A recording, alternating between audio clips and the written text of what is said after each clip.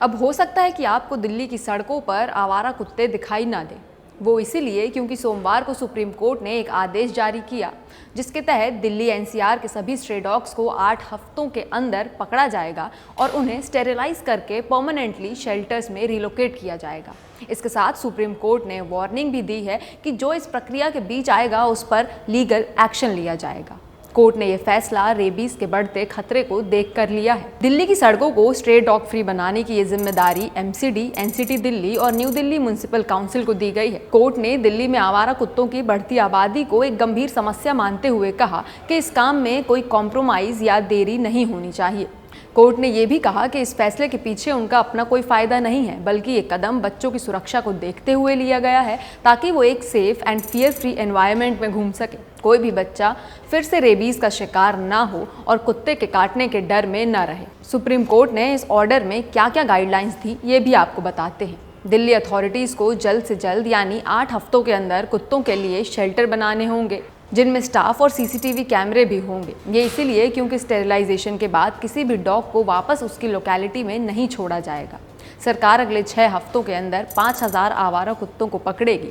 शुरुआत vulnerable area से होगी या कहें संवेदनशील इलाके, मतलब वो जगह जहां खतरा ज़्यादा है, जैसे स्कूल के पास, अस्पतालों के आसपास, भीड़ भाड़ वाले इलाके, बाजार या वो कॉलोनियाँ जहां पहले कुत्तों के काटने की घटनाएं ज़्यादा हुई हों।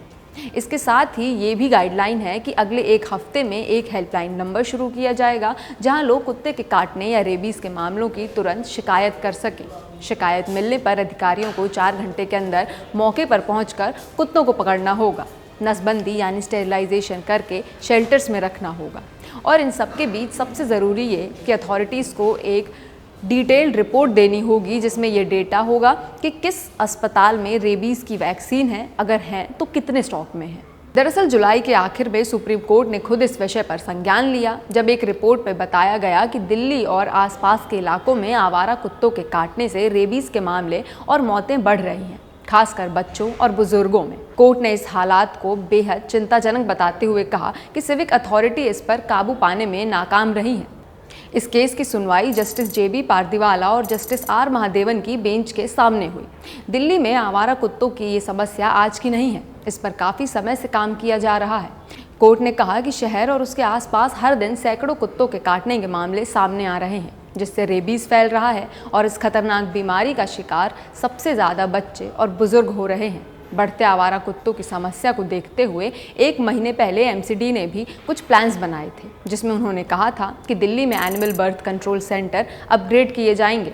एमसीडी ने zone wise anti rabies awareness drive चलाने की भी बात की थी ताकि लोगों को रेबीज़ के खतरे और बचाव के बारे में पता चले। साथ ही उन्होंने कहा कि जो सेंटर्स एनजीओ के साथ मिलकर चलते हैं वो अब कुत्तों में माइक्रोचिप्स लगाएंगे।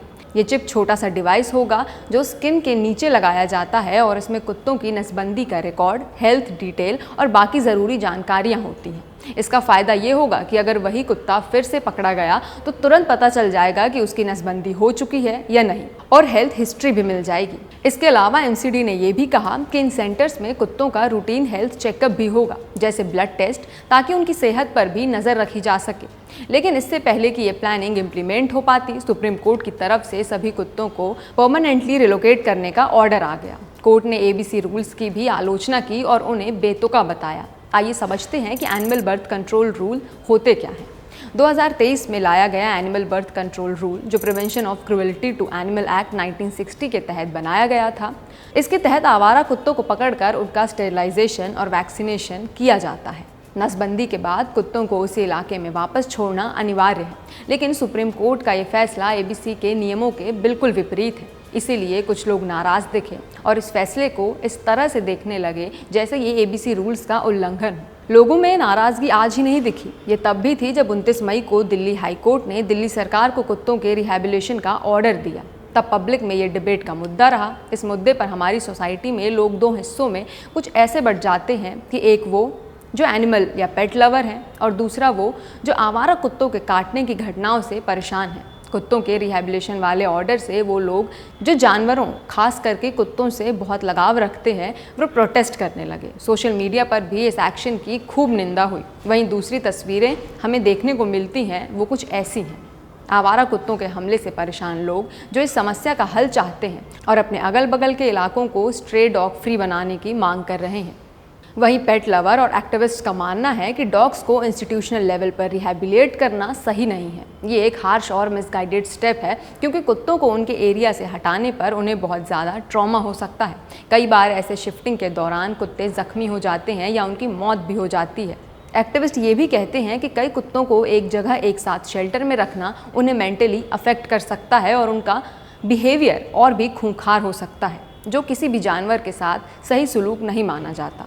वहीं दूसरा वर्ग कहता है कि आवारा कुत्ते बिना वजह पीछे पड़ जाते हैं और बच्चों में डर फैलाने की कोशिश करते हैं। कुछ लोग कुत्तों को पब्लिक प्लेस पर फीड करते हैं, जिसकी वजह से गंदगी फैलती है और लोगों को परेशानी होती है।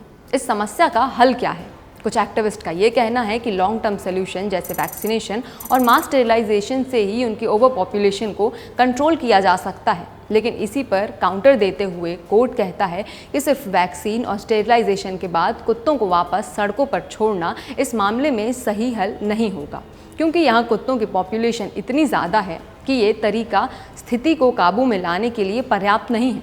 भारत में स्ट्रीट डॉग्स की आबादी तेज़ी से बढ़ने का कारण उनकी हाई रिप्रोडक्शन रेट है। एक फीमेल डॉग साल में लगभग 5 से 6 पपीज़ को जन्म देती है और लगभग 47.5% फीमेल डॉग हर साल प्रेग्नेंट हो जाती है। हालांकि सड़कों पर जन्मे पिल्लों में से सिर्फ करीब 18% ही एक साल तक सर्वाइव कर पाते हैं। फिर भी पॉपुलेशन तेज़ी से बढ़ती है, क्योंकि रिप्लेसमेंट रेट लगभग 40% है, यानी हर साल आबादी का बड़ा हिस्सा नए पपीज़ से भर जाता है। यही वजह है कि बिना लार्ज स्केल स्टेरिलाइजेशन और वैक्सीनेशन के उनकी संख्या को कंट्रोल करना मुश्किल है।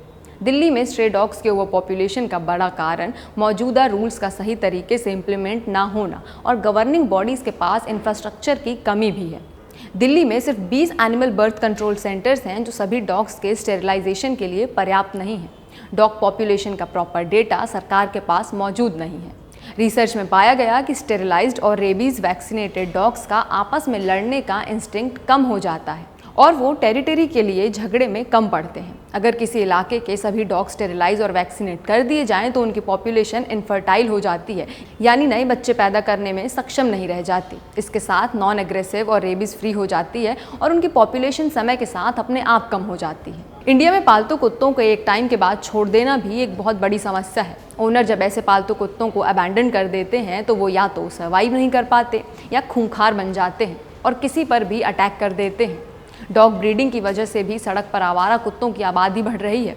डॉग ब्रीडिंग मतलब कुत्तों की प्रजातियों को जानबूझकर रिप्रोडक्शन कराना ताकि खास ट्रेड्स या लुक्स वाले पपीज़ पैदा हों। इंडिया में अनकंट्रोल्ड ब्रीडिंग से कई डॉग्स ऐसे पैदा होते हैं जिनमें एग्रेशन, एंजाइटी और हेल्थ इश्यूज़ बढ़ते हैं, जिससे उनका बिहेवियर और भी अनप्रेडिक्टेबल हो सकता है। डॉग पॉपुलेशन कंट्रोल का अगर हम सबसे अच्छा एग्जाम्पल देखें तो वो है नीदरलैंड्स। नीदरलैंड्स दुनिया का पहला स्ट्रे डॉग फ्री देश बना, वो भी बिना किसी क्रूअल एक्शन के। यहाँ सरकार ने स्ट्रिक्ट एंटी अबैंडनमेंट लॉज बनाए, फ्री नेशन वाइड स्टेरिलाइजेशन और मास वैक्सीनेशन की सुविधा दी और हर डॉग का रजिस्ट्रेशन अनिवार्य किया।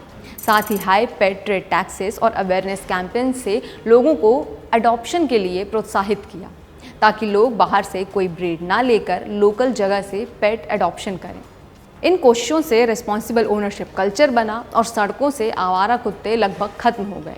बात करें दिल्ली की, तो दिल्ली में डॉग बाइट के मामले लगातार बढ़ रहे हैं। Ministry of family and welfare के डेटा के अनुसार 2024 में दिल्ली में करीब 25,000 डॉग बाइट केसेस दर्ज हुए, जो 2023 के 16,000 केसेस से काफ़ी ज़्यादा है। म्युनिसिपल कॉरपोरेशन ऑफ दिल्ली के एक सिटी वाइड सेंसस में करीब 5,60,000 स्ट्रे डॉग्स पाए गए, जबकि 2016 में सिर्फ साउथ दिल्ली में ही 1,80,000 डॉग्स का अनुमान लगाया गया था।